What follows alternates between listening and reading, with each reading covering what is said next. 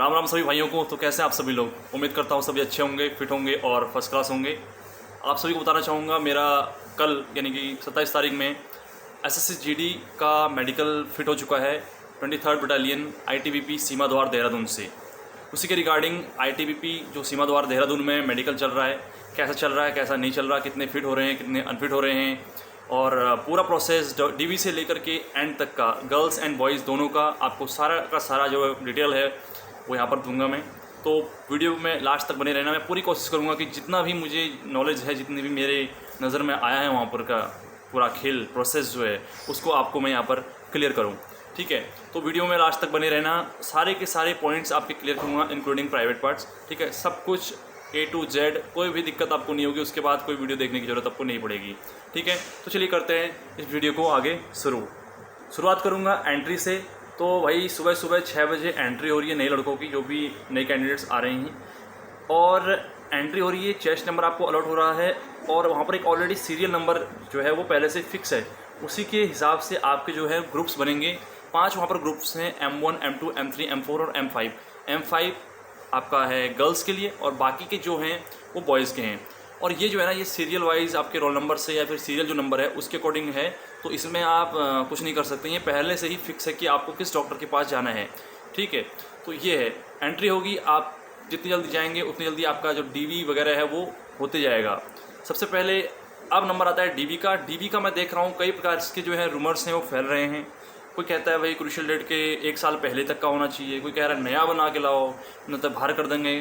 तो बता दो आपको कि ऐसा कुछ भी नहीं है, हो रहा है वहाँ पर। ठीक है, DV में कोई आउट नहीं हो रहा, किसी को भी मेरे साथ वहाँ पर DV में क्रूशियल डेट की वजह से बाहर नहीं करा। 2-3 लड़कों को जो है टाइम दिया है, नई डेट दी है, उसकी वजह बताता हूँ क्या है। लड़कों का क्या सर्टिफिकेट ऐसा था कि वो लग रहा था जैसे कि पूरा फर्जी हो, यानी कि जैसे कोई अनपढ़ होता है ना, अनपढ़ आदमी, उसने सर्टिफिकेट बनाया हो, कुछ ऐसा लग रहा था। यानी कि पूरी के पूरे सर्टिफिकेट में जो स्पेलिंग्स थी, गवर्नमेंट की स्पेलिंग, फ्रॉम की स्पेलिंग, फॉर्म की स्पेलिंग, सब गलत लिखा हुआ था। तो इस वजह से कुछ लड़कों को जो है नई डेट दी है कि आप लाइए सर्टिफिकेट अपना उस दिन जमा करवाइए। बाकी जिनका क्रूशियल डेट के बाद का था तो उनसे एक अंडरटेकिंग, एक फॉर्म जो है वो फिल करवा रहे हैं। आपको प्रोविजनल मिलेगा, यानी कि कोई दिक्कत नहीं आ रही है। कुल मिला के क्रूशियल डेट का कोई इशू नहीं है, कोई लफड़ा नहीं है। तो बिल्कुल निश्चिंत होकर जाओ, अपना सर्टिफिकेट आपका जेन्युइन है तो आपको कोई भी किसी प्रकार की दिक्कत नहीं होगी।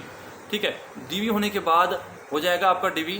आपको आपके बैचेस में M1, M2, M3 इस प्रकार से बांट दिया जाएगा और आपको लेके जाया जाएगा फिर सीधे आपके ब्लड और यूरिन टेस्ट के लिए। यहाँ पर प्राइवेट हॉस्पिटल में नहीं ले जा रहे हैं, ITBP वालों का खुद का हॉस्पिटल है, वहीं अंदर पर ही 200 मीटर दूर पर ही, तो वहीं हो रहा है सब कुछ। तो ये भी बहुत अच्छा है कि आपको बाहर नहीं जाना है। सब कुछ लगभग 90% जो मेडिकल है वो एक ही दिन में निपटा दे रही हैं। एक दिन में ही लगभग सारा हो जा रहा है, सिर्फ एक्सरे को छोड़ करके। ठीक है, मैं आपको बताता हूँ कि करके आगे और क्या प्रोसेस चल रही है। ठीक है, तो इस प्रकार से आपका सबका यूरिन वगैरह वहाँ पर होगा। और जहाँ तक मुझे लगता है किसी का पॉइंट शायद बना नहीं है, यूरिन और ब्लड में किसी का भी पॉइंट बना नहीं है। और थोड़ा सा पानी पी के जाना अच्छे से। ठीक है, और कई मैं देख रहा था, एक लड़का था वहाँ पर, उसका यूरिन ही नहीं निकल रहा था, मतलब घंटों तक का है, कहाँ परेशान हो गया था वो। तो ऐसा मत करना, पानी पी के जाना। ठीक है, ये चीज़ है, इसको ध्यान में रखना। ब्लड यूरिन होने के बाद वापस आपको अपने वहीं ले जाएंगे M1, M2 वहाँ पर, और फिर आपका मेडिकल स्टार्ट होता है। यानी जो DME है वो आपका स्टार्ट होगा। और वही कह रहा हूँ ना, जो जल्दी जाएगा फटाफट टाइम से वहाँ पहुँचेगा, अपना DV कराएगा, उसका उतना जल्दी होते जाएगा। मेरा पहले ही दिन आपका लगभग सब कुछ हो गया था। जबकि कुछ लड़के ऐसे थे जो बाद के थे, तो उनका एक्सरे और ब्लड यूरिन ये सब दूसरे दिन हुआ था, लेकिन मेरा ब्लड यूरिन ये सब पहले दिन ही निपट चुका था। फिर उसके बाद जब DME स्टार्ट होता है तो आपको ग्रुप वाइज आपको वो बांट देंगे। ग्रुप्स का ऐसा है कि सारे डॉक्टर्स लगभग अच्छे हैं, कोई ऐसा नहीं है कि बहुत ही ज़्यादा स्ट्रिक्ट हो।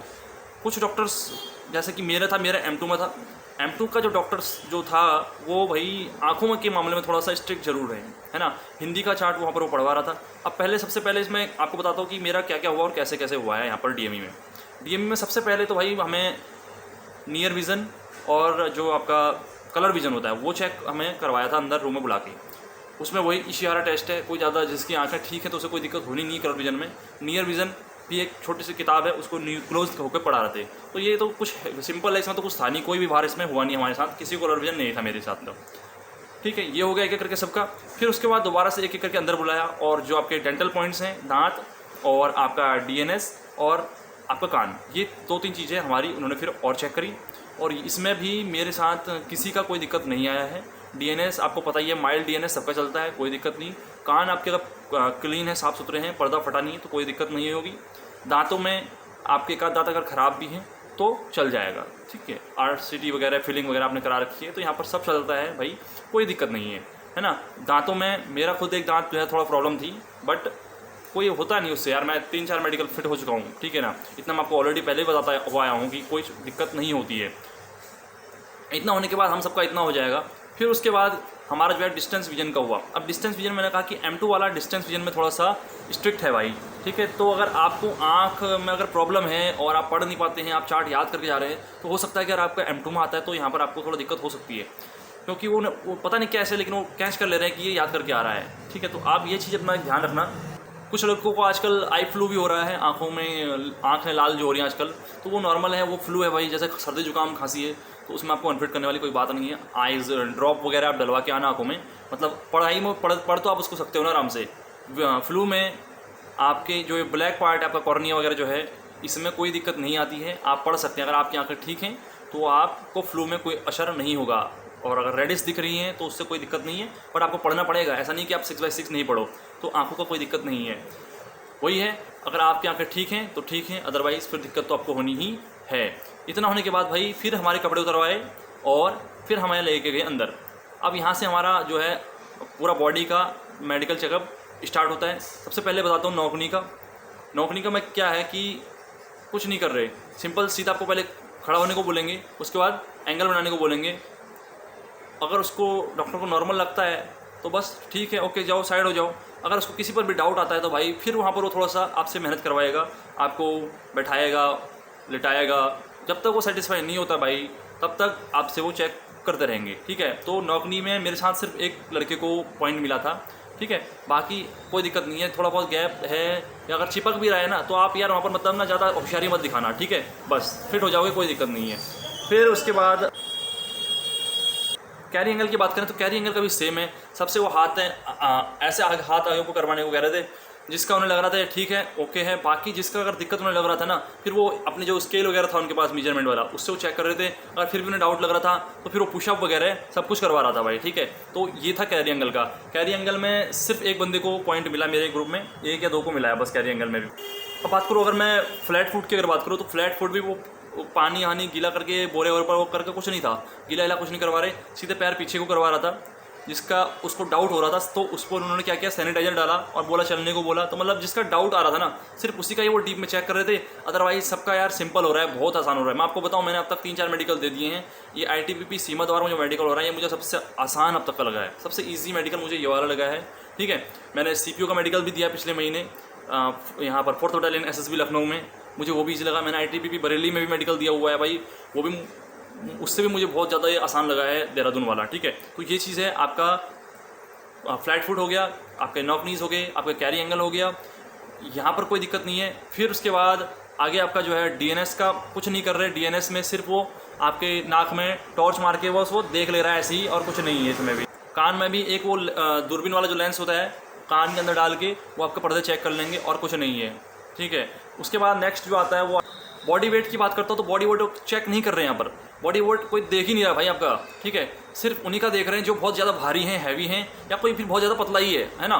तो उसके अलावा और किसी का बॉडी वेट भी ये चेक नहीं कर रहे। बहुत ही मतलब कोई तो कह रहा हूँ ना, बड़ा अजीब सा लगा मुझे यहाँ पर यार, मतलब काफ़ी जल्दबाजी में निपटाने की कोशिश चल रही है, तो बॉडी वेट भी यहाँ पर नहीं हो रहा है, ठीक। अब बात करता हूँ प्राइवेट पार्ट्स की। प्राइवेट पार्ट्स के बारे में इसके बाद हमारा प्राइवेट पार्ट चेक होता है। प्राइवेट पार्ट के बारे में मैं आपको लास्ट में बताता हूँ इस वीडियो के एंड में, ठीक है, क्योंकि बीच में लड़कियाँ भी वीडियो देख रही होंगी, तो मैं प्राइवेट पार्ट के बारे में लास्ट में आपको बताता हूँ।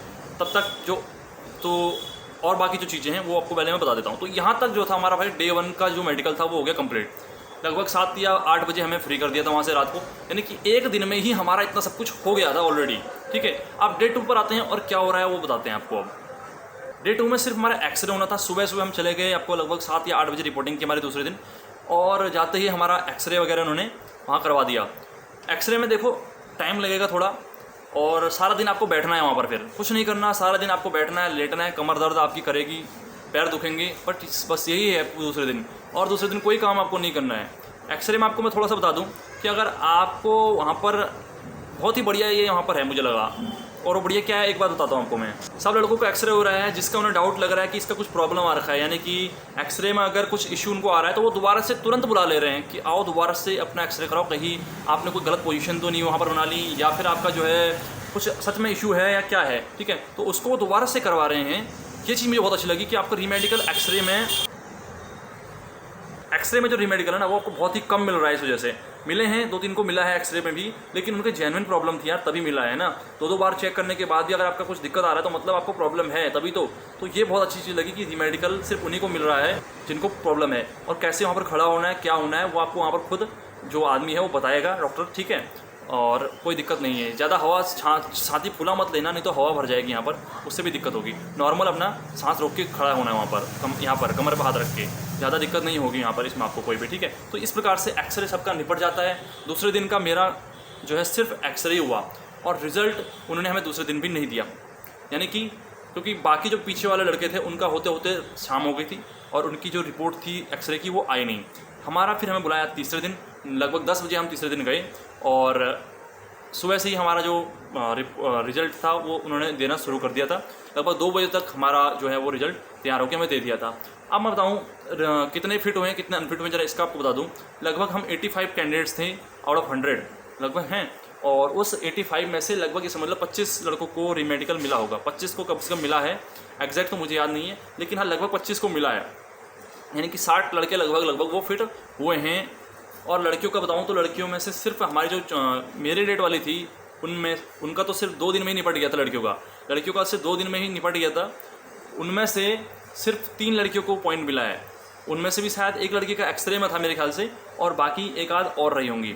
उससे पहले जो 24 तारीख वाली लड़कियां थी उनमें से शायद सिर्फ 2 लड़कियों को, और 25 तारीख वाली में से 3 लड़कियों को रीमेडिकल मिला है। तो ये चल रहा है, लड़कियों का मेडिकल भी बहुत आसान हो रहा है, कोई दिक्कत नहीं हो रही है वहाँ पर। लड़कियों को भी बहुत ही फ्रेंडली वो डॉक्टर थी, मैं देख रहा था कि जैसे फ्रेंड्स होते ना, कुछ इस प्रकार से बिहेवियर उनका चल रहा था भाई।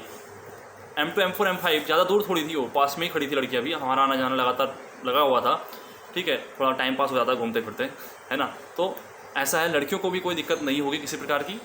और अब भाई इतना था मेडिकल के बारे में। उसके बाद जो अनफिट थे उनको एक रीमेडिकल का सर्टिफिकेट दिया और उन्हें भेज दिया नेक्स्ट डेट, यानी अगली डेट उन्हें दे दी अगले दिन की।